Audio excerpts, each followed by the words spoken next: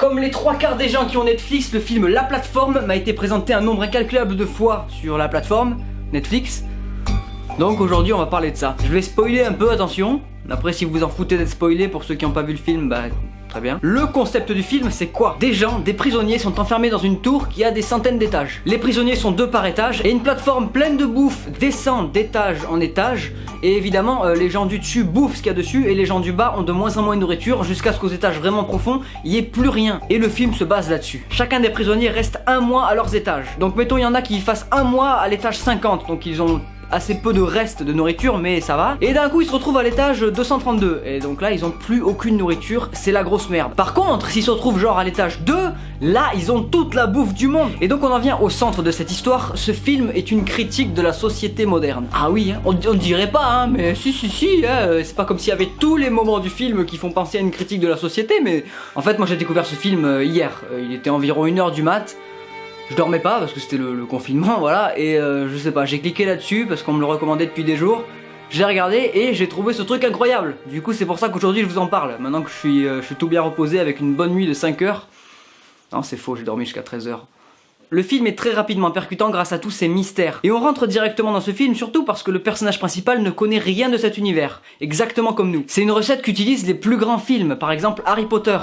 Le personnage principal Harry Potter ne connaît rien à l'univers de la magie. Et du coup on découvre la magie en même temps que lui, donc on est autant émerveillé que lui au moindre sort. Et on rentre en empathie avec lui et donc on est attaché au personnage. Et c'est comme ça qu'un bon univers est dévoilé. Là notre personnage se réveille dans sa cellule, enfin dans son étage. Et évidemment il ne comprend pas plus que le spectateur ce qui se passe. Il se rend juste compte du bordel qui est en train d'arriver autour de lui. Et les seules réponses qu'il a c'est son vieux camarade de chambre qui lui donne. Et les réponses arrivent au compte-gouttes. Et c'est ça qui fait la force de ce genre de film. En tant que spectateur on veut avoir toutes les réponses d'un coup, mais on les a au fur et à mesure du film. Et c'est ça qui nous fait rester et qui nous fait apprécier l'ambiance d'une œuvre. C'est exactement aussi le principe de la série Lost. Dans Lost, il y a toujours un mystère qui en amène un autre, mais il n'y a jamais une seule réponse. Bon, dans Lost, par rapport à ce film, c'est même un peu trop. On a trop de questions et pas assez de réponses. Mais voilà, si un univers nous intrigue et qu'il y a plein de questions dans cet univers, c'est notre fascination pour cet univers qui commence à sortir, et c'est exactement ce que veut le film. Pour y être accroché, il faut qu'on soit fasciné par un univers, qu'on comprenne pas tout mais qu'on comprenne une petite partie. Et c'est tout ce qui suffit pour nous immerger dans un monde obscur. Donc voilà, déjà le film part sur une très bonne base pour accrocher ses spectateurs. Dès le début du film, le colocataire du personnage principal bouffe.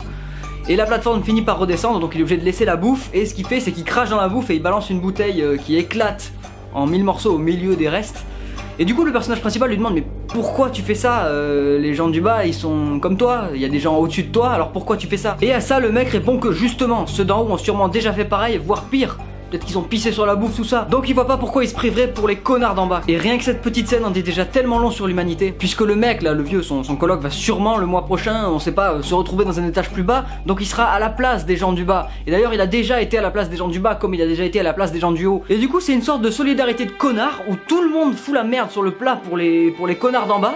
Mais tout le monde est le connard d'en bas. Et en fait bah, c'est notre société littéralement. Il suffit d'être traîné un peu en ville pour voir que la plupart des gens bons dans la vraie vie sont en réalité des gros connards. Oui je suis haineux, ok, oui, calmez-vous, ne m'agressez pas. De toute façon, confinement, gardez vos distances de sécurité. On arrive au plus gros problème de la fosse, c'est que les gens du bas n'ont rien à manger car tous les gens du haut ont tout bouffé. Donc oui ça c'est encore une critique de la société par rapport à la poignée de gens qui détiennent toutes les fortunes du monde et toute la bouffe qui est mal écoulée sur terre. Bref, ça nous ramène au gros problème de la fosse, les gens du bas n'ont rien à manger. Et ils sont 2 par cellule. Au bout d'une semaine sans rien bouffer, le calcul est vite fait, le bon steak de charolais, bah c'est ton voisin de chambre. Et oui, le cannibalisme.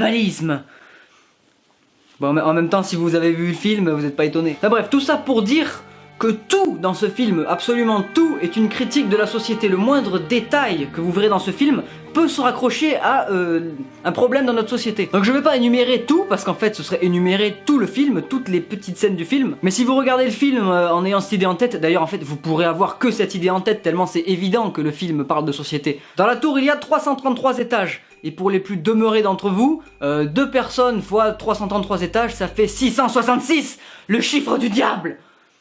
J'ai dit demeurer mais je savais pas non plus sur le coup, j'avais pas fait le rapprochement quand j'ai vu le film. Au fur et à mesure du film, il y a pas mal de mystères qui sont élucidés, tout ça, même s'il en reste des petits qui sont pas très importants. Mais moi il y a un gros truc qui m'intrigue toujours, c'est le fond de la fosse. C'est-à-dire après l'étage 333, on se retrouve dans une pièce immense et noire, vide, On sait pas jusqu'où elle va. On peut avoir plusieurs théories sur le fond de la fosse, mais toutes les théories peuvent être justes. Tandis que la plupart des questions qu'on a dans le film, il y a une réponse. C'est vrai ça, qu'est-ce qu'il y a au fond de la fosse? À quel point est-ce que c'est grand? Pourquoi est-ce que le corps des gens qui se sont jetés et qui ont atterri au fond de la fosse ne sont pas présents? Pourquoi il n'y a pas les corps? Pourquoi il y a pas tout ça? Tout est nickel dans la fosse. Où va donc notre personnage une fois qu'il s'en va de la plateforme et qu'il marche dans la fosse, dans le noir? Où est-ce que ça mène? Plein de questions, plein de théories, j'en sais pas. Moi vraiment, sur le coup, je voyais ça comme la mort du personnage principal. Et j'avais vraiment l'impression que son corps était resté sur la plateforme et que c'est son âme, on va dire, qui s'est levé de la plateforme et qui part dans les ténèbres. Mais bon, on va savoir, on n'en sait rien. Et le fait qu'il y ait encore beaucoup de mystères sur ce film, c'est ce qui rend ce film intéressant. C'est pourquoi on va continuer à en parler, pourquoi ce film va rester bien pendant des années. Et concrètement, une œuvre qui dévoile tous ses petits secrets ne laissant aucun mystère, c'est dommage. C'est dommage parce que les gens ne se posent plus de questions une fois qu'ils ont vu l'œuvre, donc ils se désintéressent de l'œuvre très rapidement. Je vais reparler de Lost, mais Lost fonctionne comme ça. Il y a eu un tel intérêt pour Lost, et d'ailleurs je suis un immense fan de Lost, et voilà, il y a eu un immense intérêt pour Lost grâce aux mystères qui n'ont pas été résolus. Les gens continuent à être fascinés par Lost des années après, parce que pour plein de mystères on se pose des questions. Et à chaque fois qu'une théorie émerge, c'est comme si on avait de nouveaux épisodes de Lost, on a du nouveau contenu, des nouveaux mystères à élucider et tout ça. Et c'est ce qui rend des œuvres immortelles. Plus ou moins.